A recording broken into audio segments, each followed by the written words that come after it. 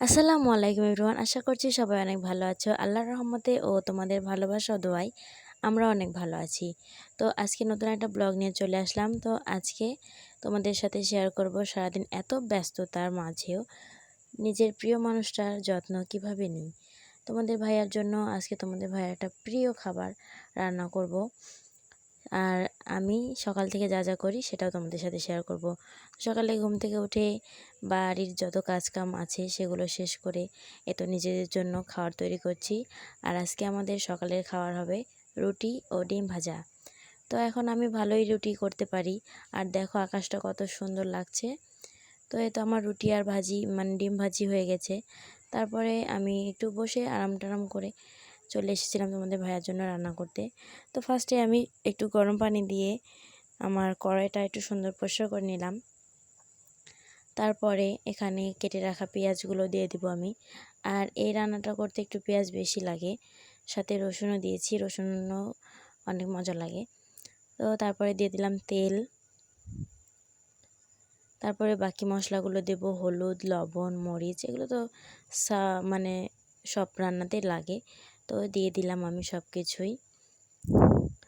তো এই রান্নাটা তোমাদের ভাইয়া এত পছন্দ করে, এর সাথে আর কিছু লাগবে না তার। তো তার জন্য রান্না করছি। আর অনেক ভালোবাসা ও যত্ন নিয়ে রান্নাটা করছি আমি। তো রান্নাটা খেতেও অনেক মজা হয়েছিল।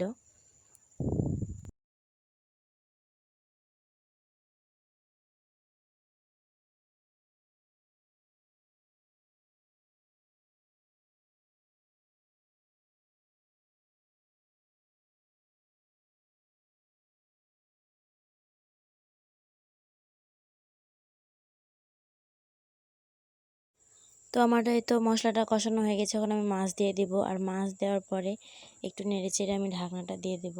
আর এই মাছটা হতে বেশি সময় লাগে না। আমরা তো এই মাছটাকে চ্যাং মাছ হিসেবে চিনি। তোমরা কে কী নামে জানো অবশ্যই কমেন্টে বলবা। আর এই তো দেখো আমার মাছটা কষানো হয়ে গেছে, কি সুন্দর কালারটা এসেছে, অনেক তেল ছেড়ে দিয়েছে। তো এখন আমি একটু ছুনির আগা দিয়ে একটু গেলে নিব। আর দেখো কি সুন্দরভাবে মাছটা গলে যাচ্ছিল। তো এই তরকারিটার নাম হচ্ছে চ্যাং মাছের থুকথুকি। তো আমিও আগে জানতাম না, বিয়ের পরেই জেনেছি। তোমাদের ভাইয়া এত পছন্দ করে তা কি বলবো।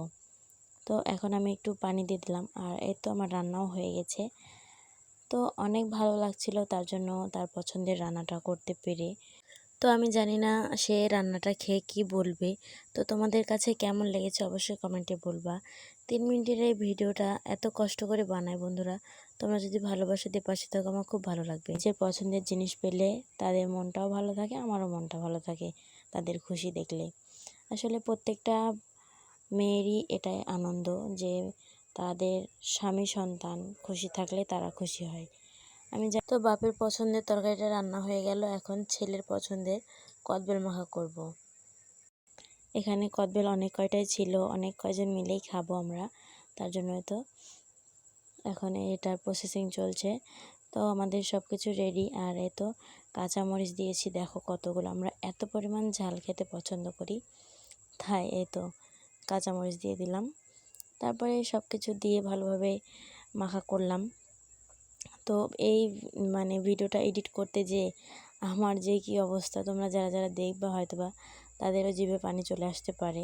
কারণ মেয়েদের কদবেল মাখার একটা টক জাতীয় জিনিসের প্রতি আকর্ষণ একটু বেশি। আমার তো বেশি, আমি জানি না কাদের এরকম হয়। তো এই ভিডিওটা এডিট করতে যে আমার যে অবস্থা হয়েছিল গাইস, কি বলবো। আর যখন এটা মাখা করছিলাম সবার অবস্থাও একই রকম ছিল। তো আর বেশি দেরি করব না, এই তো আমাদের মাখা হয়ে গেছে, আমরা খাবো।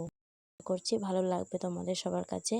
তো আমার থুকথুকি রান্না খেয়ে তোমাদের ভাই কি বলল সেই ভিডিওটা এরপরে আসছে।